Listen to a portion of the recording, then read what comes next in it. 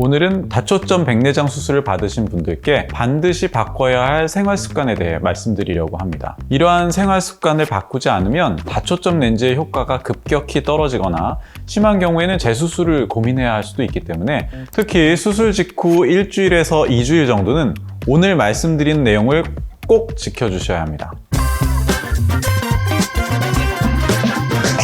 안녕하세요. 여러분의 평생 안과 주치 S안과 안현석 원장입니다. 프로젝트 백내장 탈출 15번째 시간에서는 백내장 수술 후 반드시 바꿔야 하는 습관에 대해 이야기해 보려고 합니다. 특히 오늘은 다초점 렌즈로 수술 받기로 하셨다면 반드시 전부 시청하셔야 하는 영상입니다. 환자분의 시력 유지에 아주 중요한 부분들이기 때문입니다. 우리가 다초점 렌즈를 선택하는 이유는 크게 하나입니다. 멀리도 가까이도 안경 없이 볼 수 있도록 하기 위해서죠. 평생 근시 안경을 쓰고 사셨던 분들, 노안이 와서 돋보기를 써야만 책을 볼 수 있었던 분들, 그런 분들이 이 다초점 렌즈로 수술을 하신 후에 정말 오랜만에 맨눈으로 시계도 보시고 신문도 읽으시고 텔레비전을 편하게 보시면서 마치 광명을 되찾았다라고 표현하실 정도니까요. 그런데 이 하나의 편리함을 얻기 위해서 다초점 렌즈는 단초점 렌즈에 비해 몇 가지 주의해야 할 점이 늘어납니다. 흔히 알고 있는 가장 대표적인 게 빛 번짐이라든가 그리고 약간 떨어지는 이 거리별 선명도 같은 것들입니다. 그리고 오늘 말씀드릴 가장 중요한 부분이 하나 더 있습니다. 바로 다초점 렌즈는 정확한 위치, 정확한 각도, 최적의 눈 상태에서 최고의 효과를 발휘한다는 점입니다.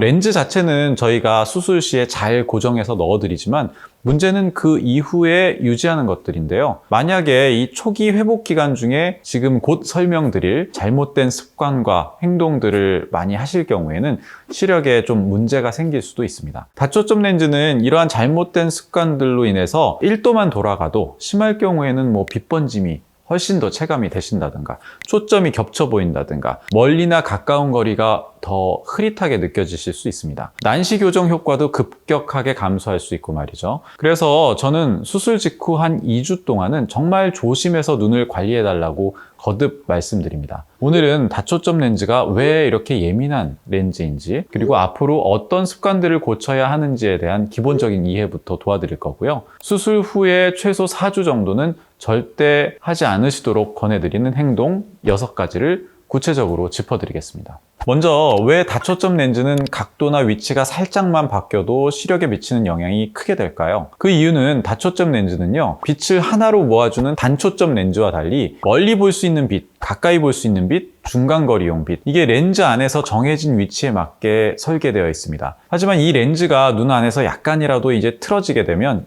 예를 들어서 축이 1도가 돌아간다든가 렌즈의 위치가 중심에서 미세하게 벗어나게 된다든가 하면 빛이 설계했던 대로 제대로 나뉘지 않게 될 수 있습니다. 그 결과 초점이 겹쳐 보이거나 빛이 퍼져 보이게 되는 거죠. 특히 야간에는 이러한 현상이 더 심해질 수 있습니다. 왜냐하면 이제 동공이 넓어지면서 렌즈 주변부로 들어오는 빛이 더 많아지기 때문인데요. 그러면 이제 시야가 더 흐려지고 뿌옇고 눈부심도 심해지게 되는 겁니다. 그래서 렌즈는 잘 넣는 것도 중요하지만 그 위치가 오랫동안 안정적으로 유지되는 게 사실은 훨씬 더 중요합니다. 특히 수술 후 1, 2주 정도는 렌즈가 이 수정체량과 유착이 거의 안 된 상태이기 때문에 격렬한 움직임과 충격이 있을 때 렌즈가 움직일 수 있는 위험이 있는데요. 이때 조심하지 않으면 렌즈 위치가 틀어지거나 눈 안의 구조가 변형되면서 시야에 문제가 생길 수 있습니다. 또한 이 시기는 렌즈가 눈 안에 자리 잡고 뇌가 새로운 시력 시스템에 적응해가는 아주 중요한 시기예요. 그렇기 때문에 개인적으로 처음 1, 2주에서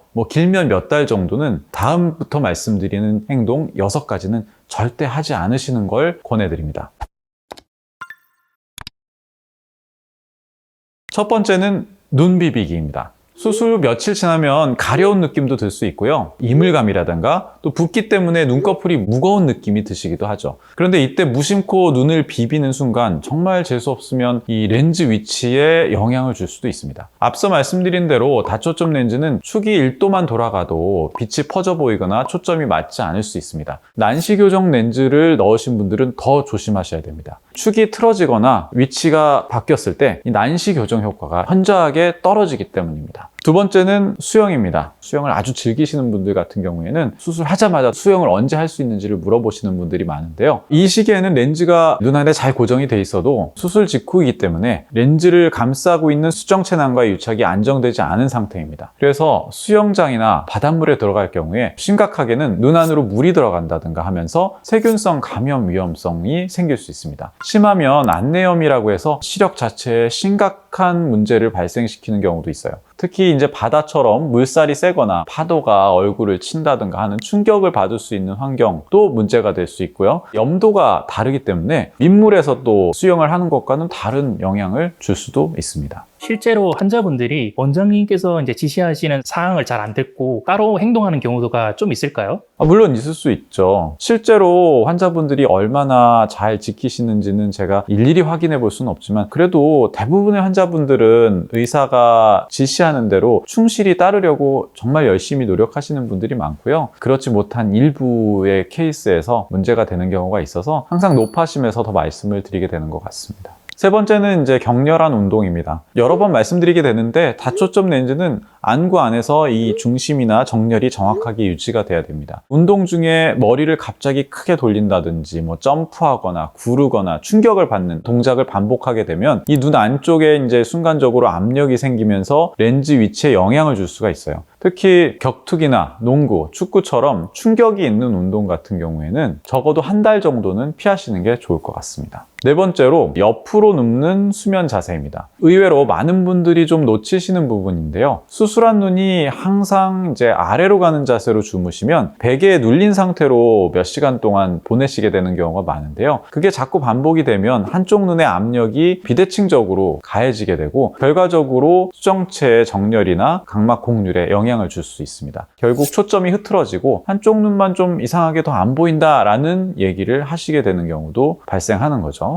다섯 번째로는 스마트폰 사용입니다. 이건 생각보다 좀 중요한 문제인데요. 수술 후에 눈이 잘 보이시니까 누워서 바로 스마트폰 보시는 분들 정말 많습니다. 그런데 가까운 화면만 이제 오래 들여다보고 있으면 우리 눈의 조절근이 계속 긴장된 상태로 유지되다가 초점 전환을 할 때 잘 안 되는 경우가 생깁니다. 특히 백내장 수술 후에는 이러한 조절 기능이 제한적으로 작동할 수밖에 없기 때문에 조절근이 피로해졌을 때 렌즈 기능이 떨어진 것처럼 느껴질 수 있어요. 그렇게 되면 이제 수술 직후에는 잘 보였던 시야가 어느 순간부터 가까이도 애매하고 멀리도 흐려지는 그러한 현상이 생길 수 있습니다. 눈이 잘 보일수록 더 조심하셔야 됩니다. 내 눈이 좋아졌다고 느끼는 순간이 사실은 제일 쉽게 무리하게 되는 시점이기도 하거든요. 그리고 여섯 번째, 정기검진을 미루는 것입니다. 렌즈는 잘 넣어드렸지만 수술 후 일주일, 2주일, 한 달 이렇게 정기적으로 상태를 확인해야 혹시 모를 눈의 변화, 렌즈의 위치 변화, 눈 안의 염증 이런 것들을 조기에 잡아낼 수 있어요. 간혹 수술 후에 너무 잘 보인다고 검진을 아예 안 오시는 분들이 있는데 이거는 위험합니다. 잘 보이는 상태가 유지되는지를 확인하는 것도 아주 중요하거든요. 지금 말씀드린 이 6가지 하나하나 보면은 별거 아닌 것처럼 보일 수 있습니다. 하지만 이 시기에는 눈이 아직 불안정한 상태이고 다초점 렌즈는 이러한 눈의 상태에 아주 예민하기 때문에 생활 속에 이러한 작은 습관들이 시력에 매우 큰 영향을 줄 수 있다는 걸 꼭 기억하셔야 합니다. 수술은 의사가 해드리지만 시력은 결국 이 환자분들이 만들어가는 겁니다. 다초점이 아니더라도 혹시 공통적으로 주의해야 될 점들이 있을까요? 자외선이나 음주, 흡연 같은 말이죠. 백내장 수술 후에는 눈 안에 들어간 인공수정체는 자연 수정체처럼 자외선 차단 기능이 강하지는 않기 때문에 외출 시에는 선글라스를 착용해 주시는 것이 좋습니다. 습관처럼 매일 그냥 끼고 다니시는 것도 좋을 것 같아요. 음주도 최소 1, 2주, 길게는 한 달 정도까지는 자제하시는 것이 좋습니다. 음주는 혈관을 이제 확장시키기 때문에 출혈 가능성도 높아지고 염증 수치도 증가시킵니다. 그리고 이제 항생제와 만났을 때 신체 면역 반응도 떨어뜨릴 수 있고요. 흡연도 한 달 정도는 안 하시는 것이 좋은데요. 눈물층을 얇게 만들고 안구건조증을 유발할 수가 있고요. 염증 반응을 높여서 더 큰 위험을 초래할 수도 있습니다. 다초점 렌즈 종류가 많잖아요.